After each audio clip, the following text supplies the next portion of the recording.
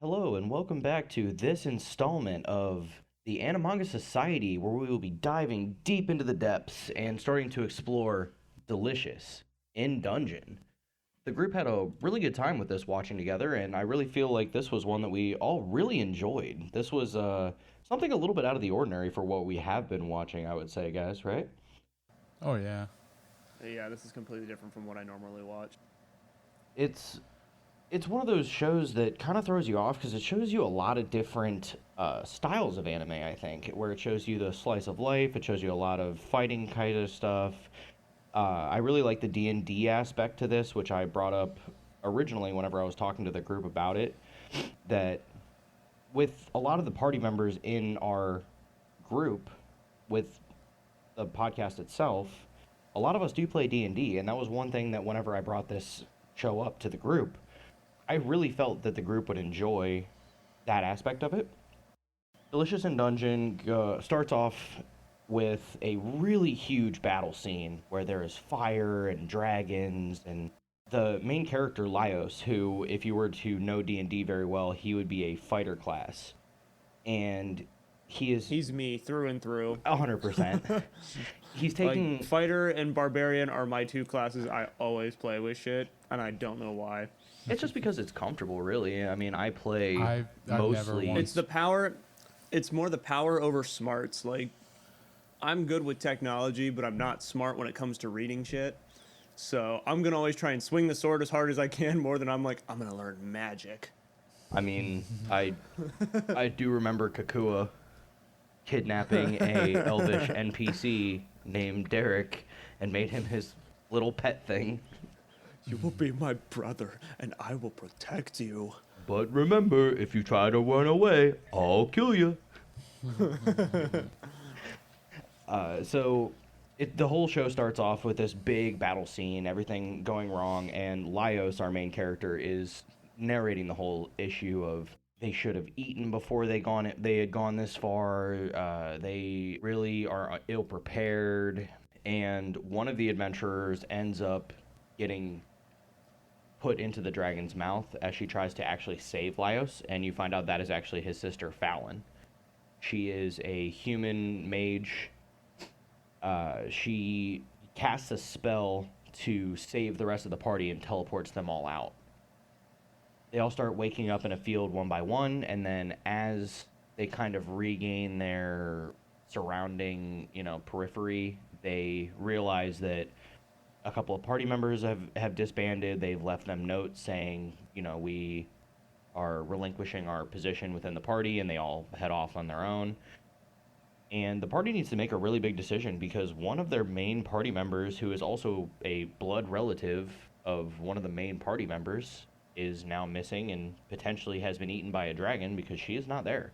And Laios comes to the realization that the spell more than likely didn't hit her because of the fact that she was in the dragon's stomach when everything kind of got cast. So they kind of have to make a choice of either they can sell all their gear and try and downgrade their gear to get enough money and supplies to be able to go back into the dungeon, or they can risk it for the biscuit and they will eat everything that they can directly from the dungeon, which our Gonna eat elvish spellcaster, monsters.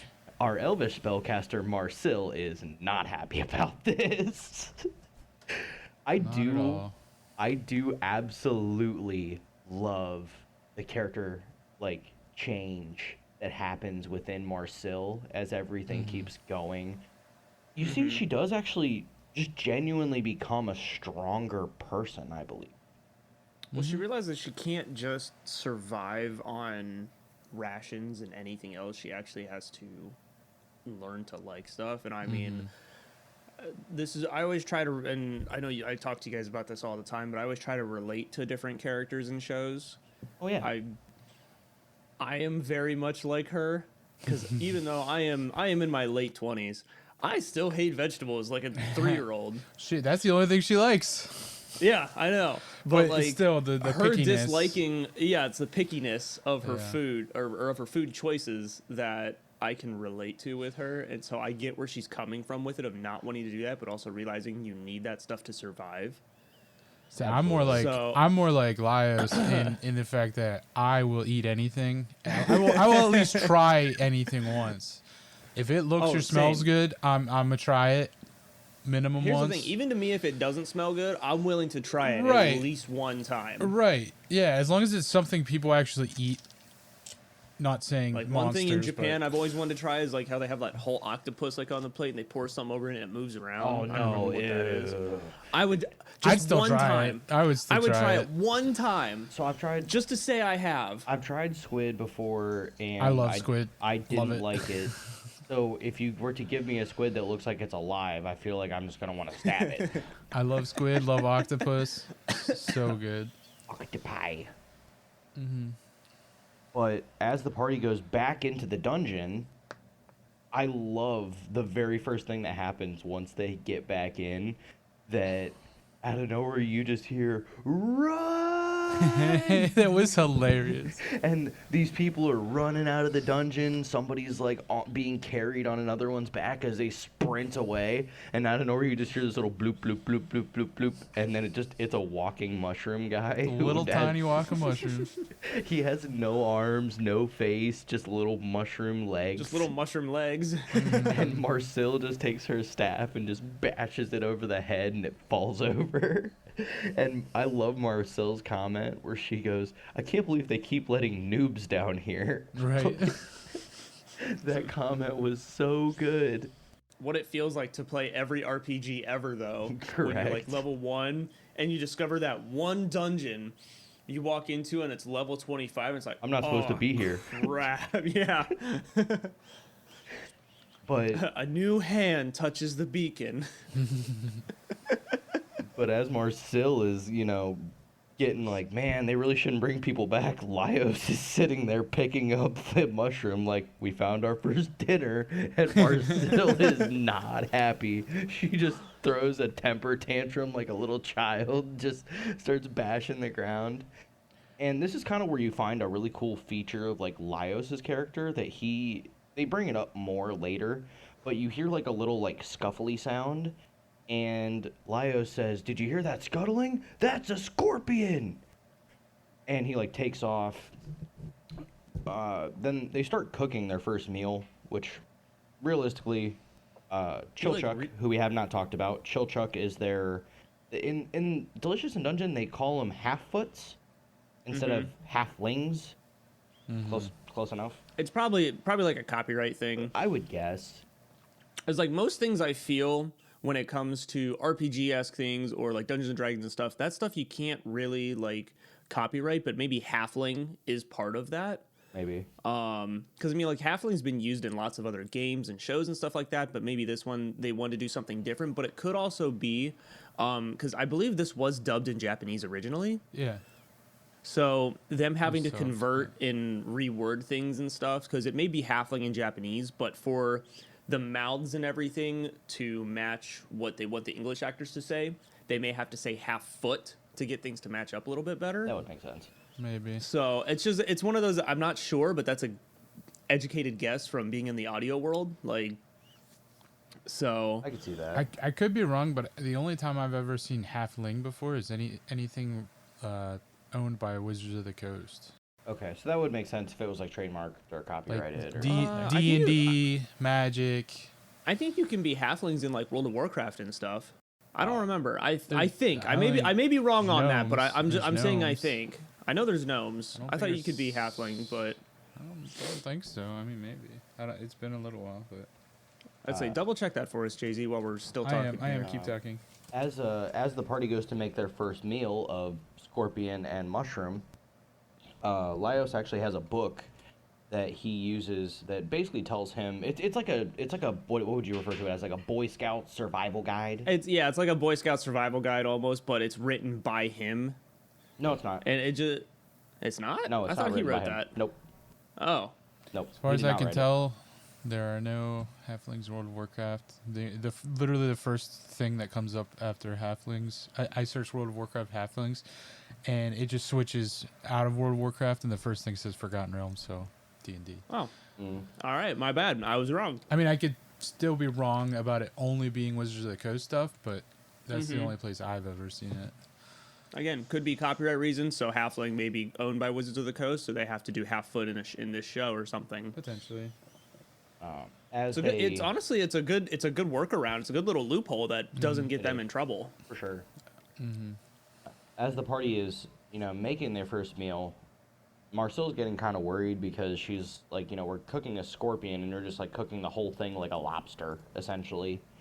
And he says, no, the guide says they're fine to eat, blah, blah, blah. And he takes a bite and just starts immediately throwing up. And that's when I think my favorite character in the whole show. Oh, the best 100%. character. You meet a dwarf named Senshi who walks up and basically says, "Scorpion pot, hot pot, huh? Can't say I agree with your method." And Oh, then, so when Go ahead. I rewatched it, you actually see Senshi walk behind him like he's following him at the beginning. Not the very beginning, but when they come back into the dungeon. oh yeah. Well, they do kind of show that in like a way later scene too. Right. He kind of steps in and says, "Well, if you're," and this is where this enters kind of more like the Food Wars section of the show, which that was the way I really pitched the show to the group was think D&D, but you add a Food Wars aspect. And It's Shokugeki no Senshi. yeah.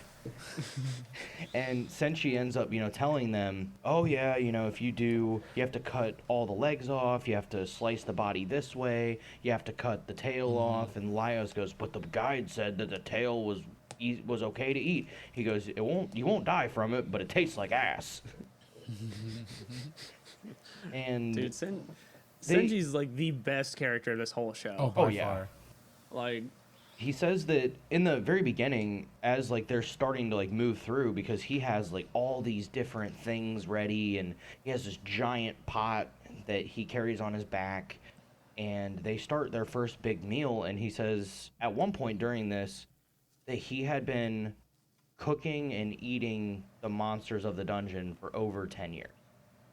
And that he had been down there really figuring it out, and he was happy to find people who were willing to do that as well, because it's very uncommon for adventurers to eat any kind of creature in the dungeon. But they go through, they start eating their first dinner, which ends up being very good.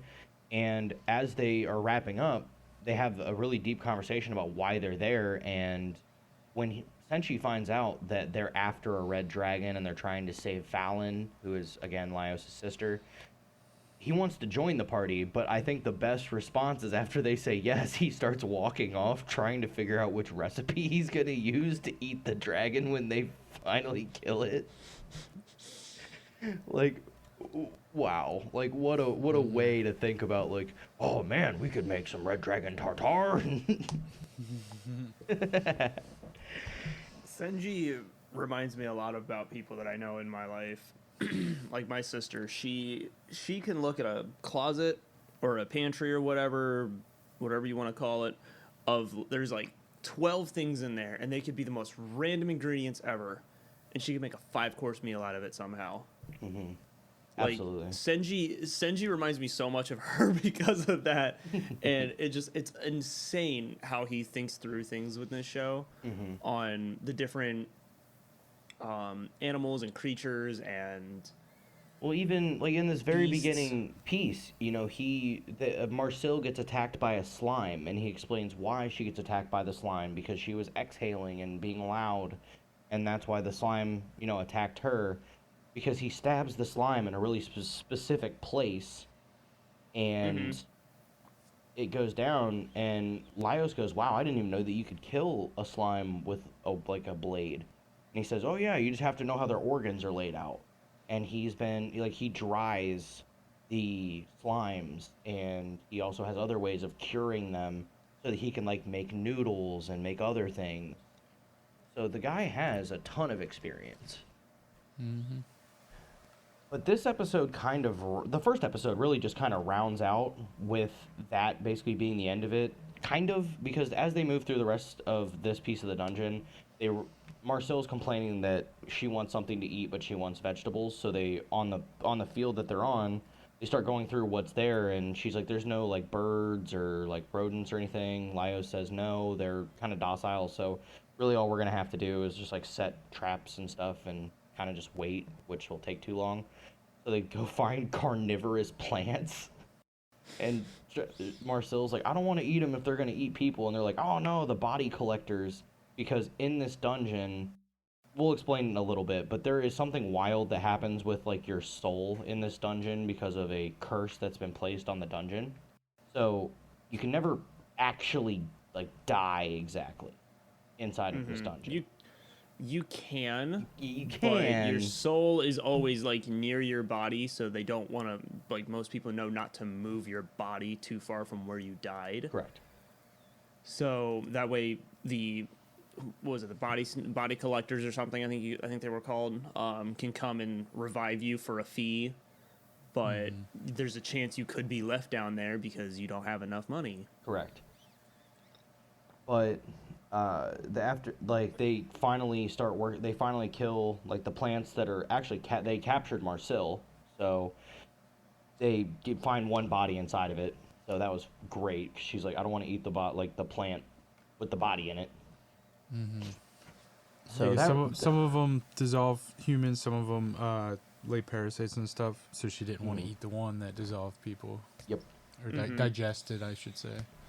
Which is understandable on that Oh, one. I mean, yeah. like I wouldn't want to eat something that has eaten a human like that before too, sure. Right. respectably. But to survive, do what you got to do sometimes. Well, and at the end of that episode, into the beginning of the next one, Marcel has a nightmare essentially about eating monsters. So she's kind of already kind of freaking out a little bit more. Then and throughout the beginning of that next episode, they are trying to figure out what to do because Senshi realizes they're not eating a balanced diet, that they haven't had enough protein. So Laios and Senshi agree that they need to go get like some eggs and some protein. So they decide they want to go fight a basilisk, which in my mind would have been a giant snake. I was way off. Yeah, that's when they said basilisk. I'm like, oh, okay, we're gonna see a gigantic snake come out of nowhere. Right. They kind of, I mean, they say it later, but they kind of made basilisk and what's the other thing? Cockatrice. More or less the same thing. One's just way bigger than the other. Yeah. Well, the Plus, cockatrice I think this is more like what a basilisk actually is. We're all Harry Potter fans, so we think snake. Well, the basilisk is actually a snake, so I mean, right. So most people when they hear basilisk, they're gonna think snake, not chicken snake. not chicken horse creature snake or Right. whatever. It's a complete mixture of. I don't remember off the top of my head. So the basilisk in this case is a chicken with a tail of a snake, which you find out that actually the chicken's the tail. Yeah. Which is hilarious. And then they end up killing the basilisk. They get the eggs, which are a mixture of like snake eggs and chicken eggs. So they're very soft, but they have like the full yolk inside of it, which that's one thing that always blew my mind. I found out is that snake eggs are soft. Okay, so looking it up, the actual folklore, a lot of times is just a snake or a lizard, but with a rooster's head also is one of the ways that it was in folklore. Oh, I didn't know that. Yeah. Moving forward on that, they eat the basilisk. They get all the preparations for that. As they keep moving, they go through the next phase, which they realize that they need more food, and they come across some mandrakes, which I thought were really cool that they kept it the same as what we would expect from a mandrake. It's a plant that can literally kill you with its scream. And Marcel's kind of feeling a little bit down at this point because she's not being very helpful, or at least she feels like she's not being very helpful, and she tells them the proper way to remove mandrakes, which is to attach a long rope to it, attach it to a dog, and make the dog pull it. And they said, well, what happens to the dog? She goes, the dog dies. Like, have you ever tried this? She goes, no, I felt too bad for the dog. So Senshi walks up, and he just, like, pulls the head up a little bit, cuts it, and then they have the mandrakes. But she basically is like, you know, I can't really tell the guys to do something if I've never done it myself, which is a kind of a character building moment for her. So she ends up using a big bat to pull the mandrake out. It's literally just a massive bat. She contrapts this like Rube Goldberg construction to basically make it happen. And the bat ends up hitting like the area where she's at, and then they kind of talk it over, have a little bit of a bonding moment. And they realize as they're cutting it up that the mandrake that Marcel had the bat pull out the right way that was able to scream actually had a better taste than the ones that Senshi was pulling out the incorrect way by cutting its head off. They realized that by not allowing the mandrake to scream, it actually wasn't getting rid of a lot of the toxins that are in it. So if you let it do that, it actually tastes better. So that was a cool building moment for Senshi because he was complaining to Marcel at this time that, hey, you guys do everything the easy way with magic. Sometimes you need to do it the harder way. And then he realized that he was actually doing it the easy way. So this was a growing moment for Marcel and for Senshi. And I think that's actually a really cool moment there. It was one of those where like Senshi's using common sense, like what we would like what most people would think to do, like, oh, just cut the head off, it won't scream at me, I won't die. And again, I know that's the incorrect way, but he was using more of a thought process through it than by the books, which is where Marcel is. I mean, again, we find some of this out later, not to give too much spoilers or anything. She went to magic school. She's very much a by the books person, so what the book says is law. Right. So if the book says to pull it out with the dog, even though the dog's going to die, I'm going to do it. Where Senshi's like, we'll just cut the head off. It's way easier. But then they realize the flavors aren't the same. So Then at the end of that episode, you end up finding out a lot more about Chilchuck and the fact that he really is what he is a halfling rogue. But they call him a picklock. And throughout this next bit, they realize that the next section is littered with traps and different things. So they have Chilchuck go through, and he actually gets really annoyed with Senshi because Senshi's like, oh, I don't pay attention to the small details. Where Senshi's like, Chilchuck really says, oh, you have to pay attention to these details because traps act this way or that way, and he kind of gets like overwhelmed. He definitely seems like a kid at this point, but you see he keeps getting irritated by the fact that they keep calling him a kid, and the party is actually kind of being like, well, if we don't know anything about you, we can't really connect as a party. So he's kind of fighting that, and they keep moving through the traps, which moves to a hilarious point where they find out that there's a fire trap, and Senshi's like, oh, well, if it's a fire trap, it's got to have oil, so that means that there's got to be olive oil somewhere. So lo and behold, Chilchuck finally agrees to take him to this area where the trap is at, because he can find it because he's a picklock. And he finds out it's olive oil, and they make tempura, which I thought was wild. yeah, that's what the basilisk, isn't it? They use like basilisk tempura. Yeah. Yep. Which that was actually kind of a cool moment too, because Chilchuck is yelling at Senshi, saying, I'm the picklock. You have to follow my rules when it comes to this aspect. Don't get in my way. Excuse me. And then once they get to the part where they're going to start cooking, Senshi's like, hey, so I followed all your rules. Now the cooking thing is my specialty. So now you got to do what I say. So they end up kind of bonding a little bit because Senshi makes him start cooking, which is something he hadn't done before. Once they get through that part, then they come to a spot where actually is kind of interesting in a way. They start fighting living armor. And as we've been moving through the episodes, Laios is getting more and more excited with every single thing that they're starting to eat and cook and come across. So he has always wanted to eat living armor. Always wanted to eat. And it's overpowering his fear of the living armor. Because they got attacked at one point. Him and his sister Fallon ended up getting attacked.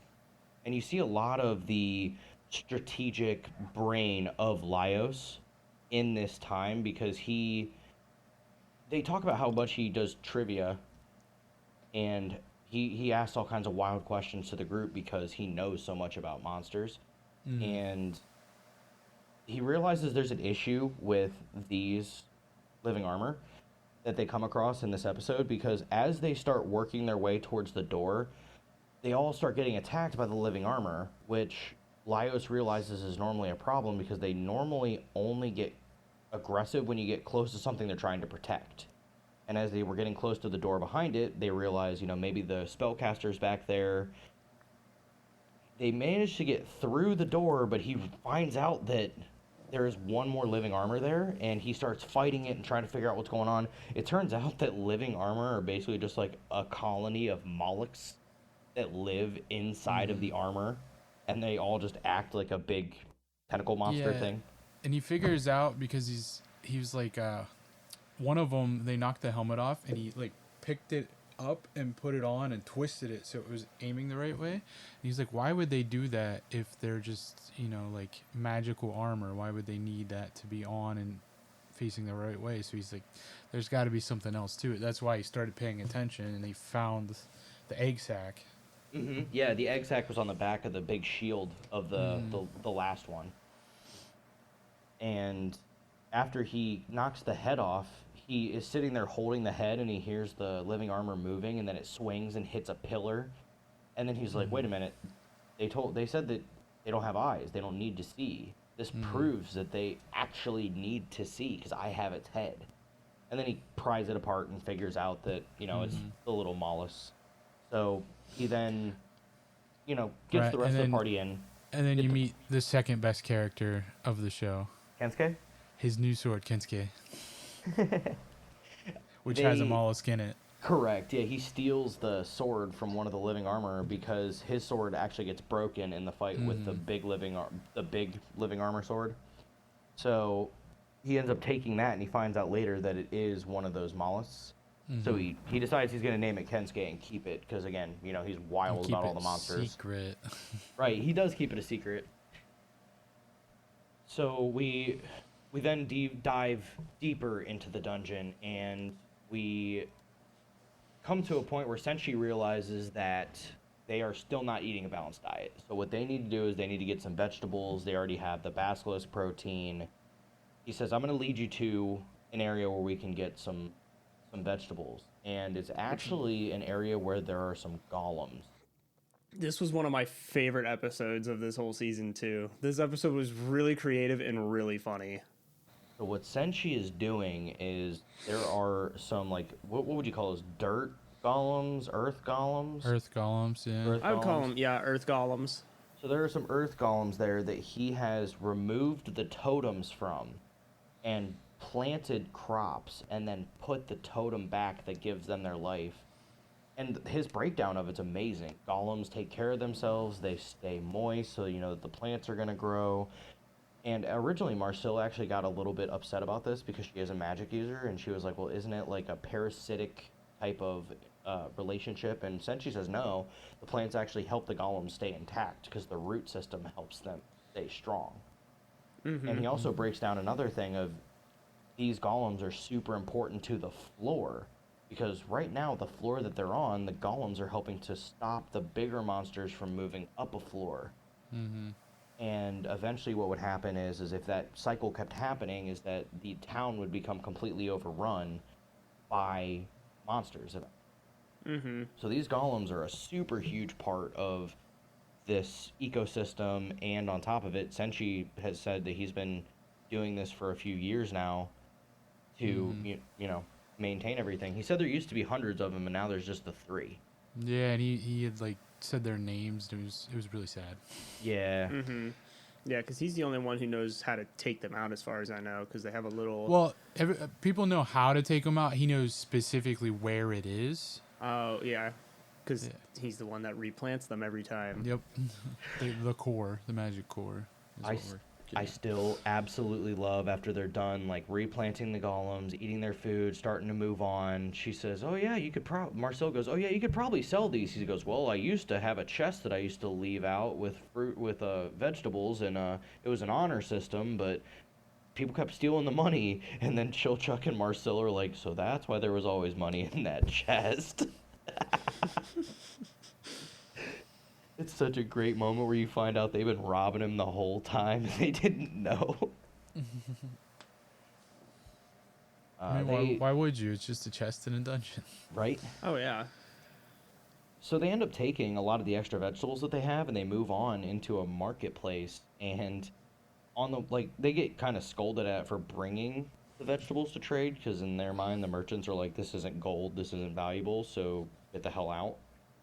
And then the market gets attacked by a bunch of orcs who literally come in and just start murdering everybody. No, it wasn't. I didn't think it was a market. I thought it was more of like a bar. It's kind of like a bar, but it's treated as a market. Correct, yeah. Oh, okay. Yeah. So these orcs just bash the door down and come in and start killing everybody. And then one of them recognizes Senshi. So he basically says, "Hey, I'm sorry to do this to you, but we're hungry and we need food, and I'm taking all your vegetables. I'm taking all this food." And Senshi actually makes a deal with him because he's known them for so long and says, "We'll give them to you, but you have to take us back to your village." After a while, he reluctantly agrees, and once they get back, he also realizes that, which this is like probably one of my favorite parts of the beginning of the show, is one of the orcs inside of the like marketplace finds something that he says has gone bad, and Senshi gets really bad, and he's like, "You need to bring that with you because we need it." And he tells him, "Oh, it's a leavening agent, and it's got yeast in it, and that means we can make bread." Mm-hmm. And then once they get to the orc camp, they won't give him any of the stuff to make bread. So he just gets mad and just starts screaming, "Bread, bread, bread, bread, bread." Like, I have walked around my house some days and just did that, and Jess will just look at me and be like, "What the hell are you doing?" I'm gonna do that to you when you get ready to start making your apple bread. We're just gonna come in and just be like bread, bread. Dude, I mean, it's getting close, man. I make it every fall, so I know. I will I'm be making excited. I more. want a loaf. So, Yep. all right. Anyway, keeping going on. During this orc camp where they're making the bread, Marcel and the main orc chief, actually have an argument, like a big argument between them, because they have differing opinions. Because the orcs hate the elves hate the orcs, due to constant war, and they basically eventually end up coming to like a moderate agreement, and they end up giving each other an okay farewell, and that's really where that episode ends. Were Moving they- in. The most important thing is they're on that floor because the red dragon attacked where they live. Mm-hmm. And Laios is like, "Where's the red dragon?" And he's like, "We're not telling you where we live." Correct. But then once they bond and all this, and they talk about Laios potentially becoming the king, because whoever kills the person, the mad mage who basically put the curse on the dungeon, whoever kills them becomes king. They talk about that, and then they become kind of friends, and the orcs tell them where they are, where the red dragon is, because they say they're going to go kill it. Mm-hmm. Which I love Laios' confidence. He's just like, we're just going to go kill it. After they got destroyed by it before. Just to put this out there, because we talked about it ourselves, it is really, really hard to talk about each episode in its entirety, because the episodes feel like they take forever, because so much stuff is divulged. There's so much talking that it's really, really hard to capture all of what they say. Right. You focused on the delicious in dungeon part, and I was trying to focus on the dungeon part. It's true, but I mean, the very beginning of it really is just the delicious side. Like, it's Yeah. a And lot I'm of just here them enjoying the cooking. show. Right. Yeah, it's just a lot of like them cooking. They really haven't fought anything yet, really, by this point. It's a lot. The been a living lot armor was The only hardest. Yeah, the only real fight they've had. so far. Did Laios Which, find the new? Did Laios find the sword yet at this Yeah. point? Or Yeah, no? that's the living armor. yeah, it's a Okay, living I armor thought sword so. that he named Kensuke. Yeah.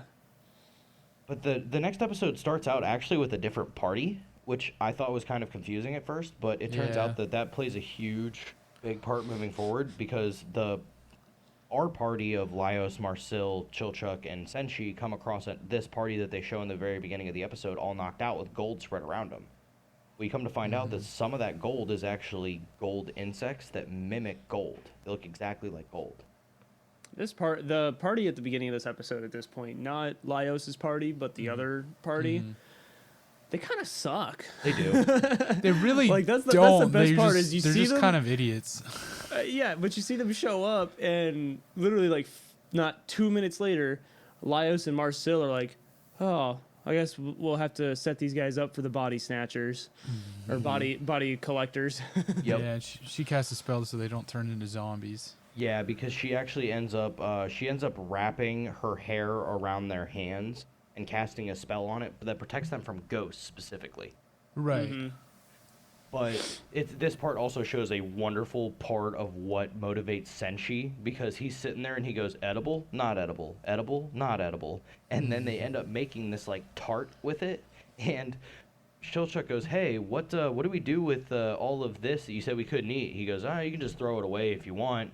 And then Marcelo's like, "Oh, what made it happen to where we couldn't eat them? Would we have gotten sick or something?" And he goes, "What? You can't eat real gold. You break your teeth." After they've already thrown the bag over the side. Right?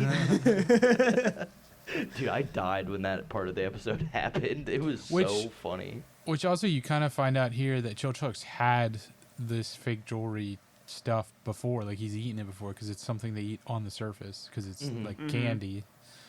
Mm-hmm. And this is kind of where they start talking a little bit more about Fallon, who again is the sister of Laios, who is in the belly of the dragon, as far as we're aware. Because they run into some ghosts next, which this part is actually so cool. Oh yeah.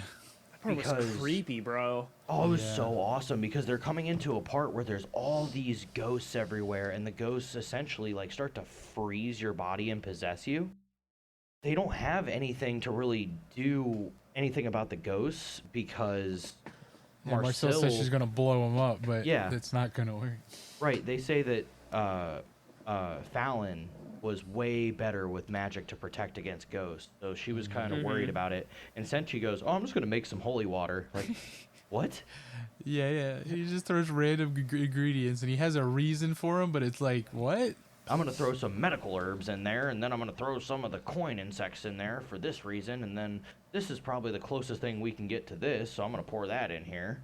Well, that's like, you guys have seen The Mummy, haven't you? Yeah. Like the old one with Brendan Fraser.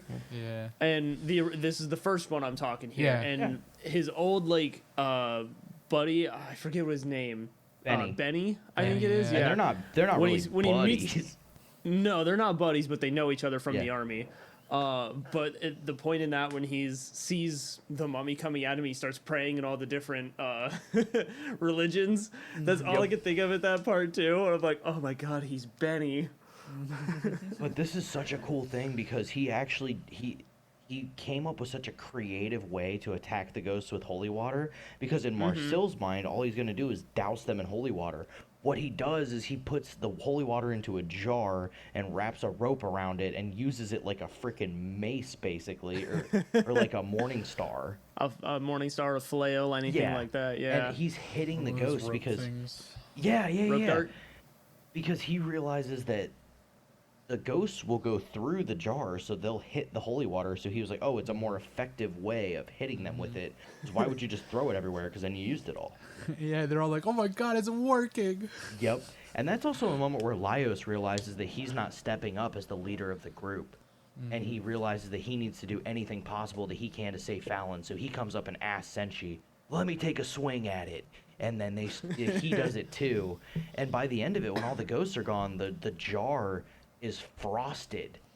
And Senshi tastes it and he goes, "That's sorbet." So they end up eating the ghost ice cream holy water that he made. So good. And that was a really creative cooking way that I'm sure Senshi did it intentionally, but also unintentionally at the same time. I think he did the holy water to make sure it would kill them, but he unintentionally made the sorbet. 100%. Like that's just it's one of those this is where every meal in this show I would love to eat. Oh yeah, for sure. Everything looks so good. Again, it's like Food Wars, which again we're going to do an episode on Food Wars here soon, I feel. Or a couple episodes, but this show, just like the food in it looks so damn good. I want to eat everything. Well, I can't help it. I love Laios and Senshi's narration of as they're doing it. They're giving full descriptions of cut the slime into little pieces, then add it to your pot. Add a cup of scorpion broth. You know, they really do describe what they're doing the whole time. And he always has stuff from previous episodes, which I mean, that's the point of cooking and stuff, is to keep things with you. But it's like the scorpion broth. That's from the first episode. We're now on episode 5 or 6 at this point that he's doing this. So it's like, I forgot they had scorpion broth. Well, but I mean, really, by this point, from where we're at now, it would actually be the basilisk broth because they already got. Yeah. So at this point, I was just using that as an example, though. Right. But that's still episode 2. Yeah, it's still episode 2, and we're 3-4 episodes later now. Yep. But this next episode is really a kicker. This next episode is really where the story building starts to come into play with this show, because again, if I'm remembering this right, because I know you've been narrating a lot of this, Nick. They're going through and they find a bunch of paintings. Yes. Yeah, so they're getting really hungry because they haven't eaten in a while. Yeah. And Laios is like, "Oh, there's food right there in front of us." and it's a painting. I forget which one it is who realizes it's a magic painting. Or do they like touch it? It does like the Mario 64 thing with Well, the the painting like tries to attack him in a way, Yeah. like blows out all that wind. And Okay. they pull him back, and he's like, "Hey, I was trying to get captured. Right. There's oh grapes yeah. in there." Yep. So it's actually really funny because the painting that he goes into is actually the birth of the prince, Delgol. Yeah, the eventual King Delgol, Correct. which was the And- last king before the mage turned it into a dungeon. Mm-hmm. And in this section, you see Laios gets dropped in, and then a maid or a servant ends up telling him, "Oh, you got to take this food over in here, and you know you got to keep hurrying up. I don't get enough help." And he goes in, he starts getting ready to eat something, and he says the vibe is off. So they have him tied with like a rope around his waist, and he pulls it to get them to pull him out because they're like, "Okay, so how was it?" And he goes, "The vibe wasn't right." They're like, "We didn't realize you needed a vibe to eat." But in that as well, we do see a character, and I can't remember. It was a little elf. It we was a saw. little elf with purple eyes, Mm-hmm. which Honestly I thought was a tiefling originally whenever I saw it. Because I they're was like darker, almost red Yeah. skin. Yeah. yeah. But I was kind of like, oh, okay, just character. Yeah, and in And the this first is painting, where- it's like whatever. Yeah. Then they pull him out, and he goes into the next painting, and I believe that's not a coronation, but isn't it a It's festival the of some announcement. sort? I think it's the announcement of Delgol's wedding. Yes. And yeah, there's tons of food in that one that Laios is trying to get to. Nick, check your mic. At So- this point, it actually is the marriage. Like they actually are at Okay, that's his what it marriage is. ceremony. So this is actually a big thing because whenever he lands in this painting, he lands on the On table. a table, yeah, and somebody And thinks he's like drunk and being an ass or something. And Delgol saves him and is like, "No, this is my celebration. He's just celebrating with us." Yep. And that actually goes to show what kind of leader Delgol is. Yeah, Delgol's a good dude. Yeah, Also, absolutely. Delgol's voice actor is the same voice actor as the narrator. I'm wondering if that's a thing. Right? So it ends up being to where the king ends up coming up and is being all excited with Delgol, and they end up getting given wine, and the king actually gets poisoned at this point. And you see this elf again run, and you find out that it is the court jester, Court essentially. jester, yeah. And they run up trying to save the king, like, and the king... What are you doing, outsider or something like that? No, that's in the next part. Oh, okay, yeah. Because this is the second time that Laios has run into this elf in one form or another. Right. And with the king getting killed, Laios is like, well, the vibe's not off, but I can at least take some food back. So he tries to, like, carry all this food and tells them to pull him up. And as soon as he gets out, he's like, look at the hall, guys. And there's nothing there. He's like, damn it. So the painting wouldn't let me take any of the food. Painting food isn't real. Right. So they have... I think he said something close to that, and that killed me. So they decide they get one more attempt at it, and he goes And into he's the gonna last eat painting. in the painting, yeah. Yep, he's like, I'm just gonna eat as much as I can. And they actually land at the crowning ceremony of King Delgol. Yep. And he has all this food in front of him, and he just smashes plate after plate after plate. And as soon as he's done and he's getting ready to stand up to leave, the elf comes up to him and grabs him by the neck and basically says, who are you? I've seen you so many times. You You're were not at the supposed to be birth, you here." were at the wedding. Yep, you aren't supposed to be here. And he honestly believes that Laios is there to hurt the king. Right. Like these series of events has made this elf unbelievably paranoid, and that he needs to protect King Delgol at all costs. So So I just had a thought here with that one. You probably had the same thought I was going to talk about later. So maybe at this point, the elf with the purple eyes and stuff, you he's haven't thinking learned that their name or Laios is anything. Right. yeah, Laios. He's probably thinking Laios is there, to harm the king and things like that. Maybe it's Laios who started the turn of events. That's what I was thinking. I was Going going to bring into it the up pa- later. going into the paintings. Like Yeah, at the I'm end sorry, of the I just- episode here. I know, but sorry, I just kind of put that together with It makes everything. it makes here. more sense to talk about it later, so we'll come back to it. Yeah, we'll come back to that, but I just had that thought sitting here. Yep. We watched this entire show, and I missed that completely. But now rediscussing That's it, why I said when I rewatched that episode, that's why I think it's the most important because I had that thought. So we'll get Okay, but back then- to this part. Right, but then Yeah. they pull him out, they get him out of there, and he realizes all the food that he ate inside of him is gone. So it didn't do anything. So then the party's pissed at him that they spent so much time trying to do Yeah, this. and it especially had Senshi. literally- Senshi was really pissed. It had absolutely no payoff. So as they start moving through, they get to a point where they're like, all right, let's set up camp. And Chilchuk, this is where you find out he's actually terrified of mimics because he's had so many bad experiences with them, understandably, dude, mimics are freaking scary. right? Well, normally when I think of mimics, I think of, the chest with chest. teeth.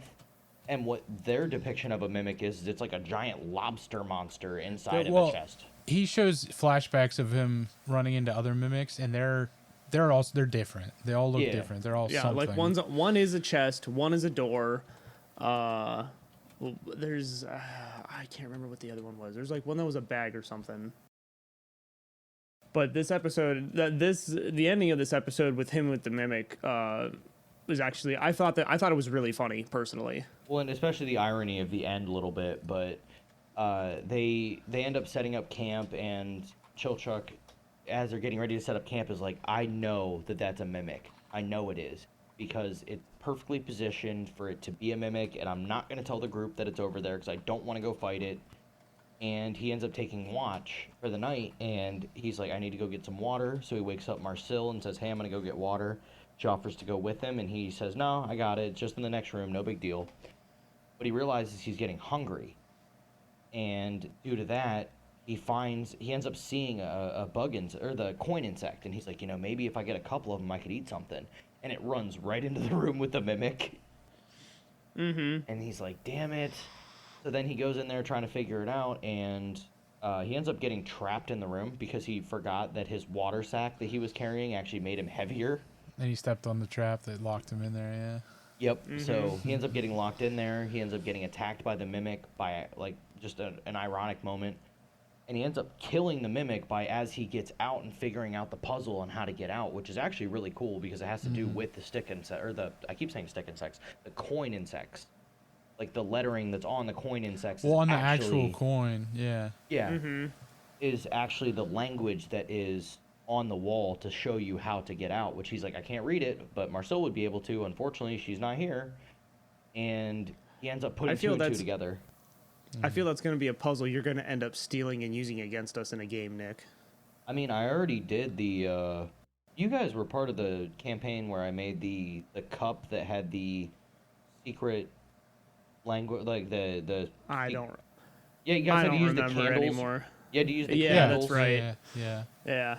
Yeah, the candles ended up. But- They were enchanted candles, and they ended up revealing the hidden text on the inside of the cup.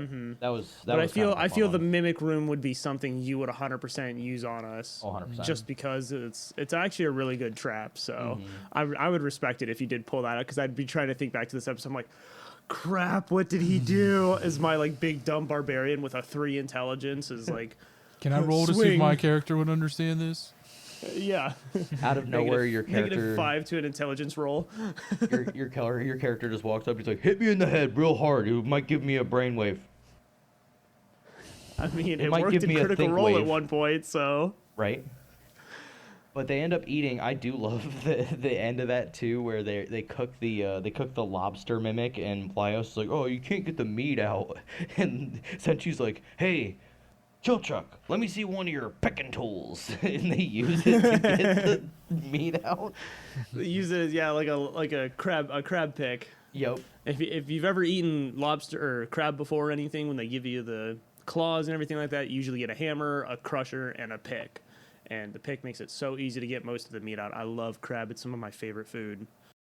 But after we get through here, they kind of start going down a little bit again, going deeper into the dungeon again, and this is kind of where they actually cut out to the other party again, that they originally had run into and taken the coin insects. It cuts back to them actually being contacted by the body collectors.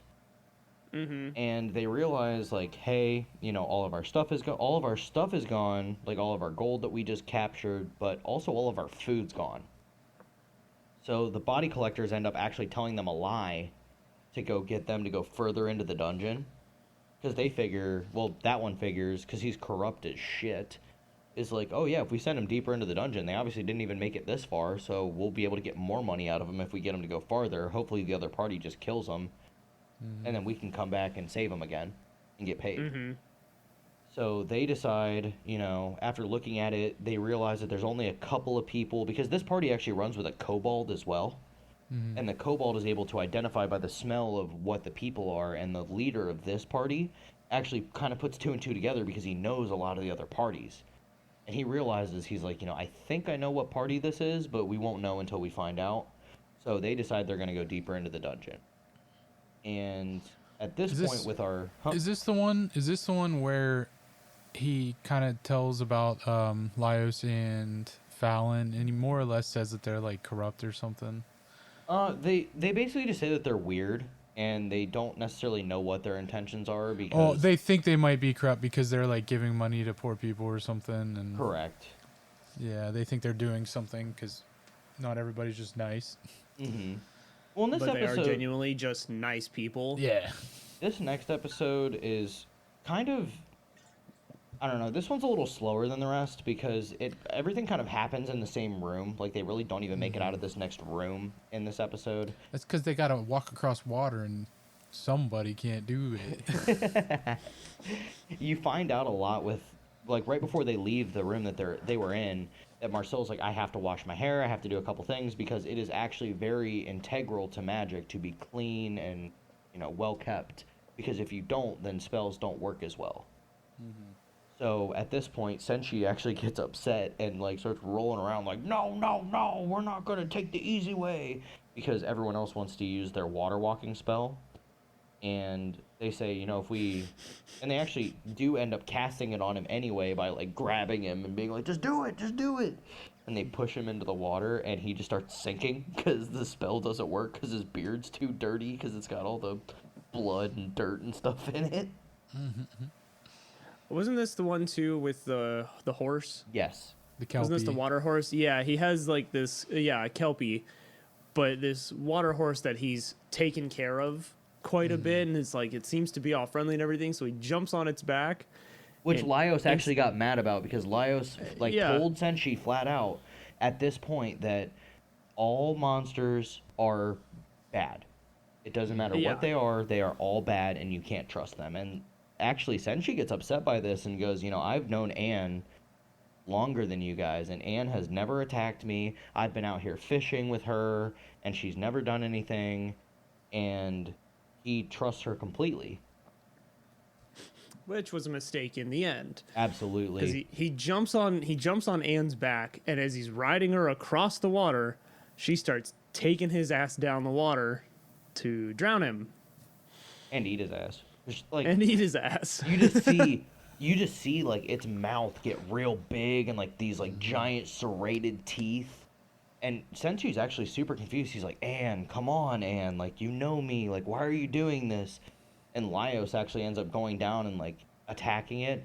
And Senshi just goes, forgive me, Anne. And they end up stabbing the horse. And killing it. And bringing him back. And it is actually kind of funny because Laios immediately goes to, well, we found dinner. So that's actually kind of a funny thing. But even like Senshi goes, no, we need to do this. We need more food. I'll go ahead and I'll cut it up. But during this part, Marcel asks for some of the fat of the horse. And she actually takes the time because originally she said that they were going to give Senshi a bath with these like really expensive soaps that she had, but they got left inside of the dungeon when they got teleported out because all their stuff got left. So she makes this soap She makes lye. Yeah, she makes lye. And she's like, I really worked hard on this. I wanted you to have this.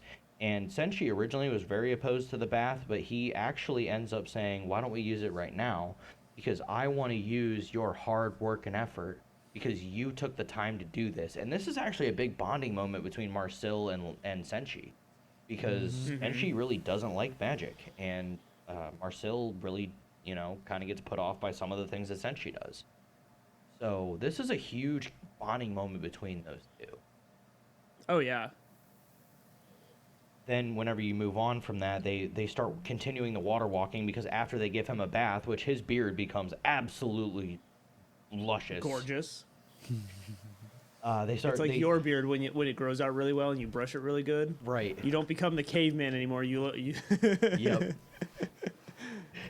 So they continue their water walking, and then they come across the same party again that they are in the water after fighting a giant squid. Was it a squid or a kraken? It's a kraken. No, Kraken's later. Or no, it was Kraken. This is Kraken, yeah. Yep, this was Something the else, kraken. something else is later. Yeah. So they end up killing this kraken, and they end up finding the same party again. And they go to move on. So they go to move on, and then that episode ends. And then going into the next episode, we kind of do another flashback. This is where you go to Marcel in magic school. And she's remembering. This was a really cool episode too. Oh yeah. Mhm. Like I really liked this one because you get to see the origins kind of everybody as the show goes on. Hers, I feel, of everybody is like the most unique, and like how she It's met. also Fallon's, yeah. Yeah, it's also kind of Fallon's not origin story, but like origin How to the her and party Marcel- story. Yeah. Yeah, the whole reason she's actually back in the dungeon with Laios. Because Marcel is known as she's like a kid genius. Like she is supposedly like she tested into this magic school, which is like supposedly insanely hard. Normally you get invited. And this is a moment where she thinks she knows everything, and then they're doing basically they're showing magic users how to create dungeons.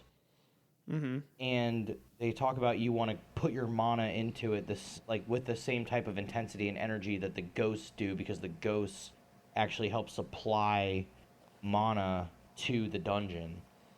And they're doing this little test, and basically they say if a fire is able to light off of the air from the dungeon, then they did it right. And as soon as they go to do that with Fallon's, it basically erupts into a giant flamethrower. And they say, wow, the intensity of this is really like it would be in a dungeon. And Marcel presses her, how did you do this? How did you do this? And Fallon's very shy and very awkward. So she ends up agreeing, right? She ends up agreeing to show her how she did it, and she ends up taking her off into the woods and actually sneaks into a real dungeon that she has. They sneak off of the grounds of the school. Yeah, they go outside of the wall. And Fallon had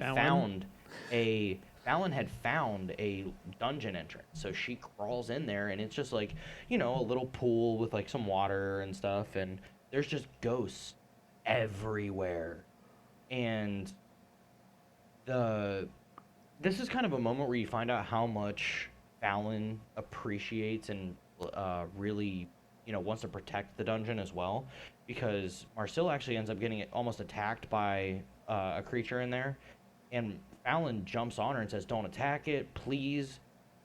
The way that this whole area works is that creature eats the bat droppings. and then it converts it to mana so that the ghosts can do their thing.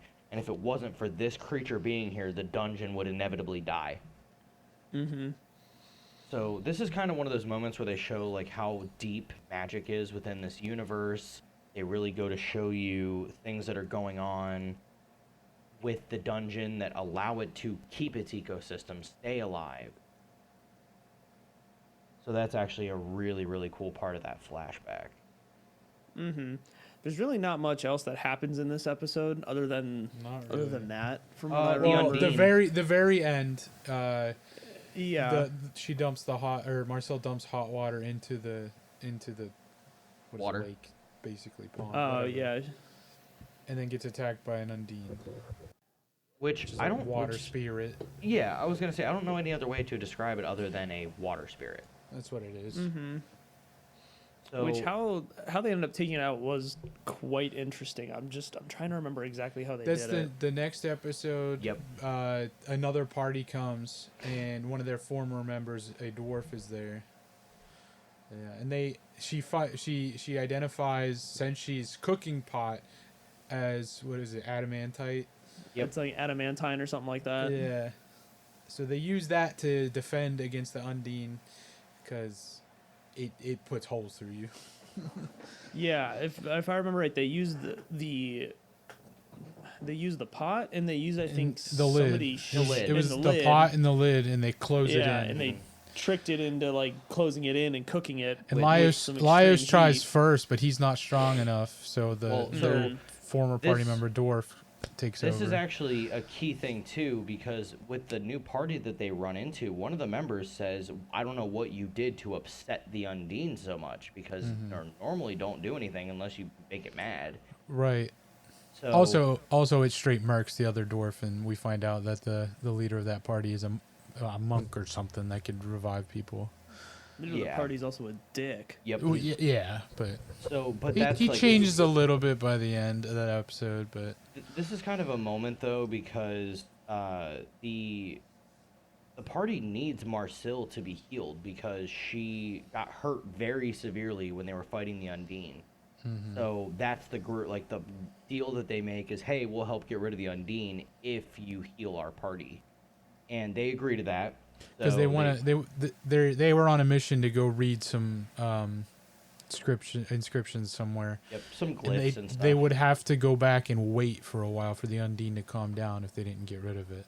hmm So as they take care of the Undine with the pot, and then Namari, the other dwarf, and Senshi end up carrying the pot all the way over to the fire and put it on there, and they end up And they boiling hold the it, Undine. yeah, as they boil it, so their hands are like getting burnt. Yeah, and then they all realize that Marcel has no mana.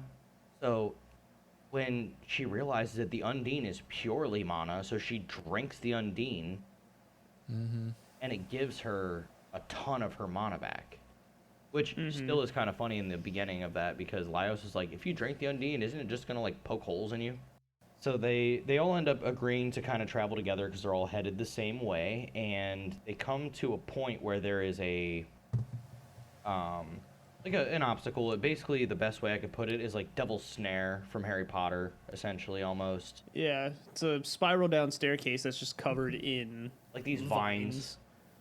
And the vines actually are like a living creature thing, and like the vines actually have like these barbs that are in them that will paralyze you. So they realize real quick it's going to be kind of hard to get through it, but they end up, during this fight, Namari ends up taking a crossbow and just like shoots it right in the eye or in the face or wherever she hits it, and they realized, they were like, wow, that was a really good shot. You must have been practicing for so long. And Namari was like, yeah, we actually have never used this before. Yeah, she's like, I've never touched a crossbow in my life or something like that. So it goes to show, like, as a dwarf, Namari is, like, very weapon trained, very knowledgeable. So that's actually a really cool moment. Luckily, she didn't get to see Kensuke. Right. She would have been pissed.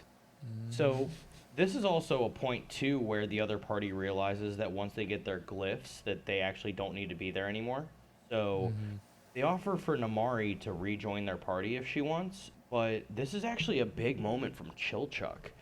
Because Chilchuck comes out and goes, look, man, like, the Adventurers Guild, like, people talk, and if Namari was to come out with a reputation that she's going to do anything for money, that's going to go bad on her, because in a way, it's going to give her more clientele, but maybe not the clientele she wants. It's going to be all, like, dirty jobs and stuff like that, you know? Oh yeah. So Namari ends up leaving and going back with her group that she entered with. And our party continues.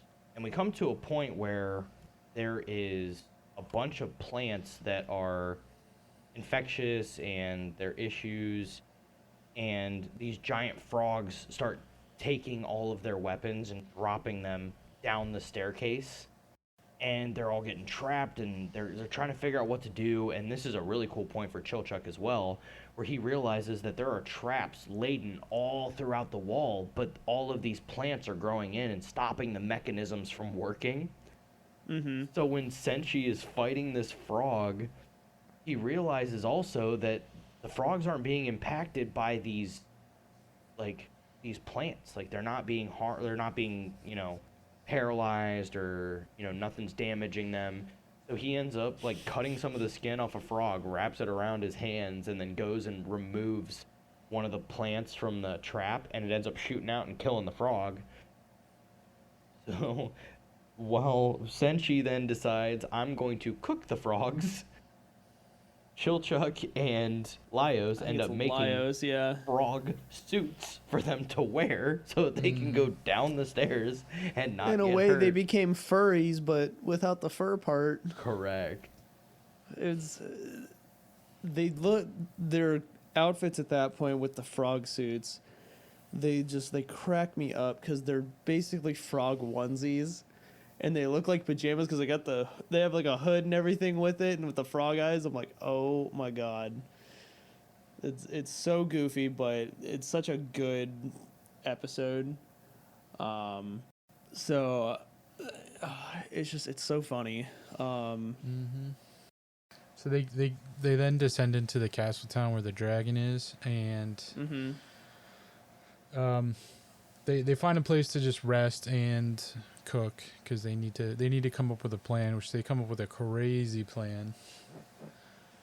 That somewhat works, if I remember right, or like it somewhat works, but it doesn't work at all, which is like Right. typical D&D fashion, where you can come up with Correct. a plan and you try and do it, but as soon as you roll that 2, your plan just went to shit. I mean, they And rolled that they happens rolled all the high. time.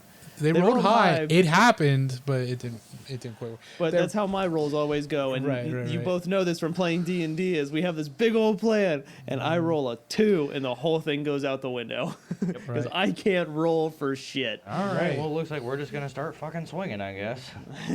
So anyway, I started blasting. Pretty Right? much. But yeah, the plan that they come up with is there's like the buildings connect over a road at one point, so they're Oh, gonna. you guys their have plan. jumped super far ahead. Really? We just jump to the next episode. Well, all three of them together, they're all one thing. So The last here's- three here's- episodes are one thing.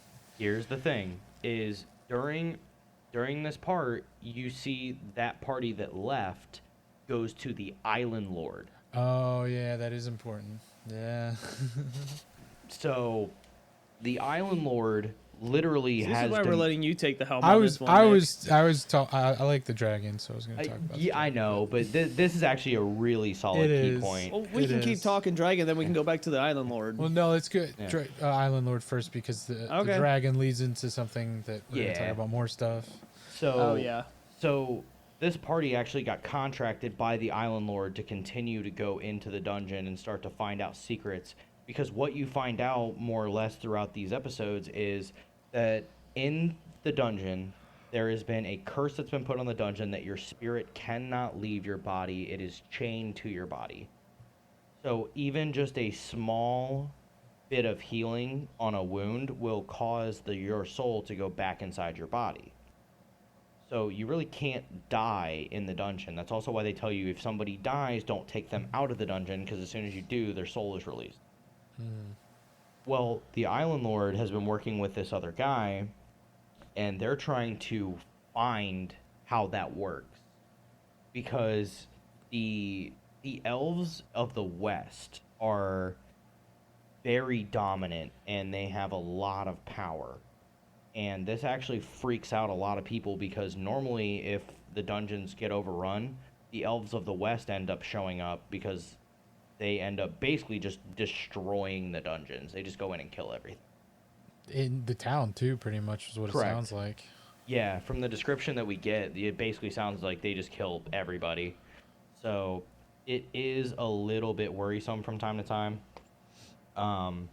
But this is where they talk about, the Island Lord's been getting requests from the elves for things, and this guy's like, absolutely not. You are the leader here. You need to be the one in charge. And once we find the secret of immortality so that we can keep our souls locked in our own bodies, the elves will look at you as an equal, if not an upper. And, we'll be able to have one up on the elves, and they won't be able to really threaten us much. And he says, all right, yeah, I'll try and see what I can do about the elves. I'll try and delay them a little further, and then send more adventurers in, and we will really try and find out what the answer to this is. Which also cuts off to a small piece for Namari, because Namari ends up stopping at the morgue, essentially, of this, world. Mm-hmm. I think so. But because she goes into the resurrections and acquisitions office, Mm-hmm. and she's looking for Fallon, and she's not there, because she was told, obviously, by the party that Fallon was eaten by a dragon. So she was trying to be helpful and see if maybe even Fallon was there, which she wasn't. So then this moves on to where you were talking about, of now that they are in the city where they're in the orcs, general area where they were It's from. a castle town. Yeah, it's a castle town near where the orcs village is. Mm-hmm. And this is where it's been described that the red dragon has been. And this is where you were going into it, JZ. Right. And didn't they try to attack it first or something? They found out their swords wouldn't hurt it. They knew that anyway. Yeah. Yeah, because they had fought it before. They knew Oh, that their you're right, swords and yeah. stuff weren't gonna do much to it. But they know about the reverse scale, Mm-hmm. Yes. which is the weak point. And I believe you also find out that, why am I drawing a blank on the dwarf or not the dwarf that's with them?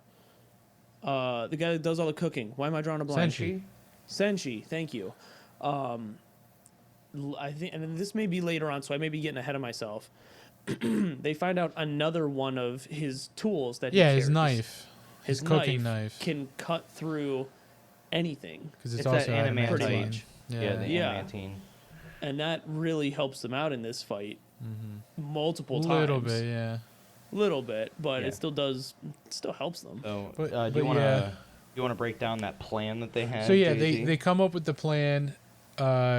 Marcel is gonna put a spell on this building to where it falls onto the dragon after the party lures it there, which that's an adventure. Right. Because they start running through the city because they've started to realize how the city's laid out. So they're like, oh, it's narrow. The dragon's not going to be able to move very easily. So if we keep it in the rows and we lead it over a bridge, we can potentially capture it, which they think works. It works for a minute. Yep.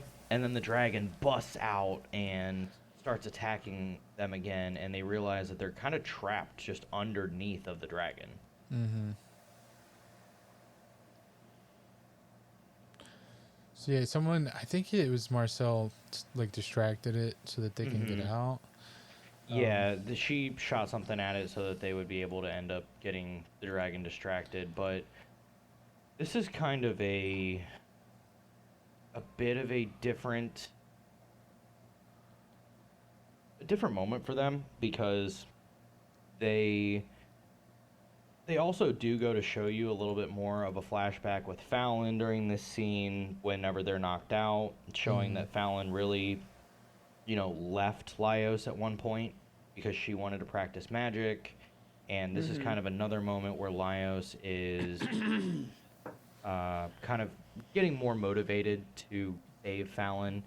And this is actually a really cool moment because he ends up getting out and getting up with Marcel, and he basically tells Marcel, hey, I want you to cast that same explosion spell you did on the bridge, but I want you to do it on the pot that I'm going to be sitting on of Senshi's because it can take the blast. and it hurls him upward, and he grabs onto the dragon's face and he ends up like stabbing it in the eye and blinding it on that one side. So he realizes, hey, you know, as long as I'm on this one side, I can definitely get advantage of it. And whenever he's holding on to its face, you kind of see him be like, Fallon went through way worse. And he shoves his leg inside of the dragon's mouth in between its teeth. And then he dangles upside down and he stabs it right in that reverse scale. And then the dragon goes down, but when he does, it actually ended up like Crunching his literally leg off, yeah. severing his leg completely. So the moment where he's flying at the dragon, have you ever seen the movie Reign of Fire? No. It's one of I my have not. favorites. It's Matthew McConaughey and Christian Bale. It's All right, dragons. all right. Exactly, but he's like super cool in this one. Dragons basically come back and more or less take over the world. And McConaughey is from America, and they came over to Britain, which is where the dragons started from. So they're trying to take out the nest or whatever. But there's a scene where McConaughey has like axes in his hand, and he literally jumps off of a building to attack a dragon. It's so cool. That's awesome. He just looks like Drax in Guardians 2. Right. Just stabbing the inside of the thing. Yeah. But no, So that's now what it the- reminded me. It's so cool.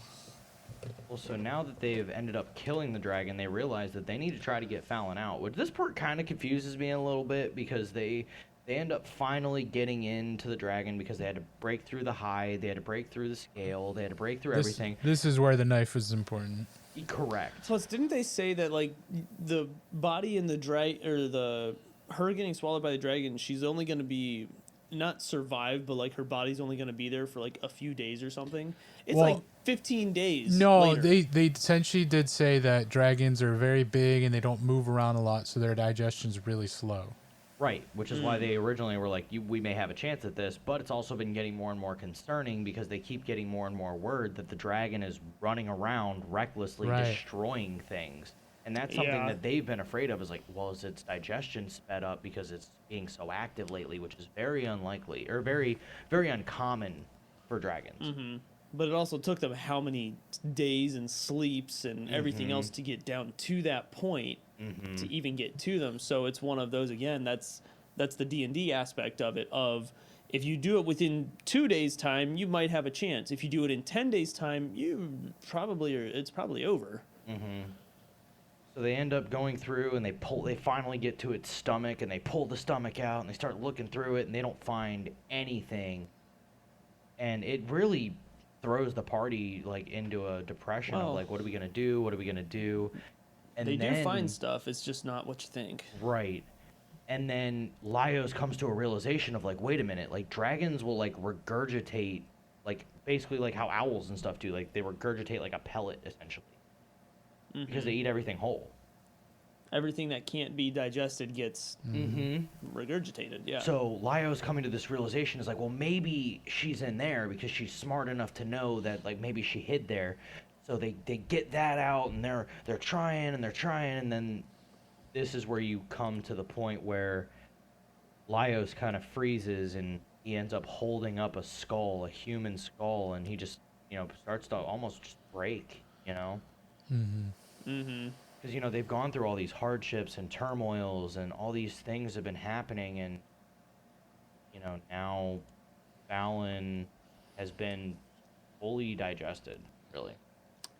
About to say not long after that though, isn't it? It's either Chilchuck or Senshi. And again, I know I watched this show with you, and I'm drawing a blank on certain details. But one of them realizes that there's other bones. They find in there's there as warg well. bones and Yeah. and then Laios is like, you know what? I don't really know humans, but I know dogs very well, and he's like, I'm gonna find all these dog bones and separate them. And with Marcel being extremely smart from the magic school, she learned, I'm sure, and because she helped with that. Yeah, she she- learned how to like all the bones in the human body or where they go to. So this And is they were this is actually Sorry, go a ahead. super big reveal on Marcel actually. Because you come to find out what her magic actually is. Yeah, Because because they- well, before that they talked about the resurrection requires calories, and her resurrection, because she's bones, is gonna take so many calories, and like it's gonna be hard to take her out or to where they do the thing, and then they're gonna need so many calories. So she then reveals what her magic is, and she's like, "Let's do it right here. We have a whole dragon. Let's use its calories." Yep, and she starts drawing out a magic circle in the blood of the dragon, and you come to find out that she is a specialist in ancient magic, or some would refer to as dark magic. People call it dark magic, but she's adamant that her magic is not what they are calling dark magic. It's a different type of ancient magic. Mm-hmm. Which is going to be cool, which is going to be interesting to see later on as the show goes. Because into this is the second the half thing. of season 1 as well as season 2 when it gets released. Yeah, she basically says that her magic, I'm pretty sure she said it here, but her magic more or less just works with the dungeon. Like, Yeah, she uses the the dungeons. construction of the dungeon. Yep. Yeah. Yeah, she actually her specialty is like the ancient magic that puts and like builds structure to the dungeon. So she's trying to understand that very thoroughly. But they finally end up going through and they dig through all the bones. They find all the bones. They put them in place, and they perform that ceremony. And you just start seeing like all the blood and stuff start to like fill into the body, and you see the dragon's essence going into the body of Fallon. And then there is a huge moment where Marcel's basically body is there just coated in blood. Fallon's. Not but yeah. Marcel's, Yeah, yeah. Fallon's. Yeah, Fallon's body is there just covered in blood. And as she kind of starts to wake up, she looks, and all she could really say at the time was like, "Big brother, Marcel." Word. But so, and Marcel does mention, like she just came back. It's gonna take a minute for her head to get back right. And there's a lot of worry here because Senshi actually was very put off by this, and so was Well, because he Chilka. doesn't like magic in the first place. Correct. Mm-hmm. So He's like, you should leave the dead dead. correct. He's like, this is unnatural, because he's all about keeping the natural order. Mm-hmm. So this was a big thing between the two of them. Like Chilchuk and Senshi both are just like, there's nothing good can come from this. Absolutely nothing. So the party really at this point is just trying to get their bearings back under them, trying to, really just stay positive, hoping that everything goes according to plan. Fallon ends up getting her memory back, and she's doing well. And I'm still surprised and not surprised as to how the next little bit goes, because they tell her that they've been eating monsters the whole time, and they're like, "Oh God, what's she gonna think?" And she's like, "That's so cool. What'd they taste like? What was the best one you ate?" And it's like, That's where you can see their siblings. It's like it's surprising because you in the flashback you find out that she loves the dungeon, she loves the creatures and everything, but then it's not surprising because she is Laios' sister. Yeah. Well, and it is, so just to throw a flashback to the very beginning of it too, that in the very first episode, whenever they go to depart with Senshi, and Senshi's rattling off all these different types of dishes that he could make, the party is like, is it actually okay to eat something that ate a member of our party? Because I don't know if that's right. And then, Senshi is, harvesting dragon meat and really starting to get everything done, and he makes the dragon, and Fallon's the first person to take a bite. So they're like, Yeah. well, if she ate it, I figure we might as well. So they all eat, and I mean, it's like revenge for her, I guess. But I mean, if something ate me with that and people brought me back to life, I'd want to eat it. Heck yeah. And- Yeah. as a small detail that matters later is Senshi actually tries to start the fire right next to the dragon, but they pierce the dragon's like gas bladder for its fire breath. Which, speaking of which, just to bring it up again, Jay-Z, I love how hype you got about the clicking, like the spark clicking. Bro, of it the- was so cool. as the dragon was like walking around, you could just see because like they talk about like they only have so much that they can use at a time, but you just see like the dragon walking around. It's like clicking its tongue, and every time it clicks its tongue, like all these sparks fly out and stuff. Yeah, it's like the dragon itself is a lighter, but it was cooler than that. That's very oversimplification. Yeah, it was That's really it, cool. Nick, Though. I just found the name for your next dragon that breathes fire for us. What? His name is Bick. Oh boy. But yeah, they end up. He goes to light the fire there, and because of that gas, like there's a huge explosion, and it like knocks a hole in a wall, and like the dragon is kind of charred, and they were like, well, I mean, we've got plenty of meat, but you know, we just need to cook further away now. And they cook their big meal, and they really start to talk about it, because also at this point, Chilchuk knows about Laios' sword. Nobody else does. So he Because he makes saw it Laios. run away from the dragon, more or less. Yep, yeah, that was a big thing there too. Is during the dragon fight, Kensuke had been throughout the show been giving Laios like warnings about stuff. Like, hey, you know, it would start like vibrating or getting like kind of irritated that there was something close by or it sensed like danger. And during the dragon fight, like it was just being super quiet. And I'll never get over. He's like, run, Kensuke, and he throws the sword. And it just doesn't go anywhere. And Chilchuk's like, what the fuck are you doing? Right. So he ends up finally revealing to everybody, hey, yeah, I took a living armor sword. This is it. And then I love how he actually offers it to Fallon to eat because she was just asking about what they tasted like. And then there's actually a moment here where Fallon actually ends up going through and healing everybody because Marcel is not... Marcel, after the resurrection spell, was not doing well. No. but she's also not great at, like, healing magic. Correct. Yeah. She You keeps... do minor. Mm-hmm. Well, and she put Laios' leg back on, like, magically, but it's got, like, a big scar, and it itches, and they say that, like, she's like, you get healing pains, and you just hear everyone, like, screaming bloody murder every time that they get healed by her, and she's like, what? The bigger the thing that you heal, the worse it hurts, but it just tells you that it's working.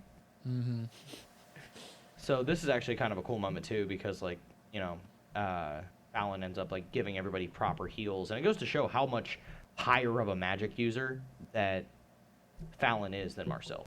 I don't That's know that where I would, I would say that she's different They talk about it. specialty. Well, they also talk She's a about different it. specialty, and like this is where I feel that Fallon is more of a cleric style, where Marcel is definitely just mage wizard. Well, yeah, because they show Fallon is really good with like ghost repellent Spirits, magic yeah. and spirit magic. Yeah. So yeah, that would make a lot of sense that she's more of a like a cleric-y magic. It's just the whole time they have Marcel trying to do magic that's outside of her specialty, so she seems like she's not very good. Well, and I mean Marcel uses mostly explosion magic. Yeah, that's like her best attack. Right. So whatever. Now, pretty much the rest of episode 12 just goes into them sleeping. Episode 13 is, I think, the point where we wanted to go to This is stop, the last one, yeah. because in the very beginning of this episode, the party is sleeping, and Fallon gets up and just kind of leaves, but she doesn't Jumps use out the window. Yeah, she doesn't use any of the doors. She jumps out the window, which is like 2-3 stories, Yeah. and doesn't wake anybody up and continues to walk through the city. And you then cut to, you know, the party realizing, hey, we don't know where she is, and they start running around trying to find her. And lo and behold, the court jester from the paintings appears and With those holds up. damn purple eyes. Yep, as Laios has found Marcel and starting to find out what she's doing because she's starting to scream. This court jester that we saw in all these paintings shows up and basically just uses the abilities to bring all the dragon blood out and turn it into little like dragon familiars that it can use, and it immediately he immediately recognizes Laios. Mm-hmm. Like, I've seen you before. You were at all these places, and this is actually a moment where Laios then realizes that this is the Mad Mage. Mm-hmm. This is Yeah. the mage that created the dungeon. And going back to the paintings episode and what Jake brought up, I really do feel that he was actually going, like, basically time traveling, going to these periods of time, and he is what drove the Mad Mage to be the Mad Mage. Mm-hmm. Mm-hmm. Because they do end up talking about in future episodes a couple of things that how the Mad Mage got to the mindset that he's in currently, Mhm. and that's something that we'll cover later. But this is actually kind of a wild point because the Mad Mage actually has assigned the dragon to find King Delgol. Yeah. That's its mission. That's why it's wandering around Yeah. aimlessly. And now the Mad Mage is calling Fallon Dragon. Yes, because he then ends up in like giving the full spirit of the dragon into Fallon, and Fallon is just saying, "I need to find Delgol." Mm-hmm. So, and she really just literally turns Fallon into the dragon. Like that's literally what happens. Mm-hmm. And I figure we should stop here so that we can move on after. But Right, but at the end to end the episode, the Mad Mage basically puts the rest of the party down into a pit, and the walls are closing in. But a ghost ends up opening a hole in the wall and saving them, and that's correct. where that ends. Mm-hmm. Yeah, that is actually a really cool part of this, which we'll get to later. The ghosts actually, more and more as we go through the show, actually give a lot of really cool impact. And honestly, I feel like one thing I love about this show is how many twists and turns they add in places that you just like don't expect it. Mm-hmm. Characters that are minor that you see once. I feel like it's obviously not to the degree, but kind of like how One Piece does things, where it's like, you know, we'll bring up a character and you won't meet him for 8 episodes or for 8 seasons, but we brought him up before. Bro, there was somebody in a recent manga that we haven't seen since like chapter 13. Right. Oh, there was three people. Not chapter. It's been like over 1,000 chapters since we've seen them. Right. But that's like again, not to the capacity that One Piece does, but this show does it too, where it's like they will drop little details in places, and if you don't see them, you don't see how much like later on it's like, oh my gosh. Right. This is one of those stories where you think it's just a fun let's eat monsters story, but then there's all these little complexities. It's as deep as the dungeon. Delicious in In dungeon. I really, really enjoy this anime. I was really happy when I first watched it. I couldn't stop raving about it, and I actually intentionally stopped so that we could watch the rest of it together. I got to the dragon fight. So we're pretty much right at about where I stopped on my own before like we picked it up and watched the rest together. But I'm really excited to know. Definitely a show I'm gonna have to rewatch myself to catch more things, especially when we getting into the second half of the season for another episode of our podcast here. Yeah, and we That way I weren't. can pick up on a lot more of the little stuff you guys were talking about, because I will admit I missed a lot of stuff in the first season, or in the first half of this, watching it with you, because I was so focused on the D&D aspect and the food that I wasn't paying attention to the little stuff.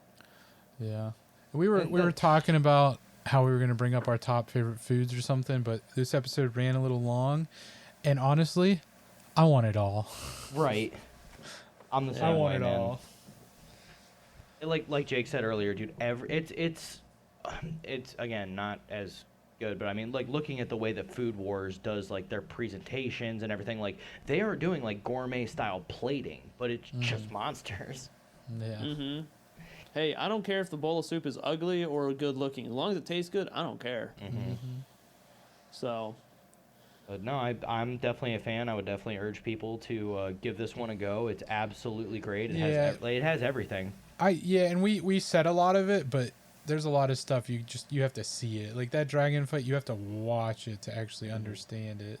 Well, it's like we talked about earlier, dude. There is so many details packed into every single episode that it's impossible for us to talk about it and it not be almost like, half an hour to an hour on, one or two episodes.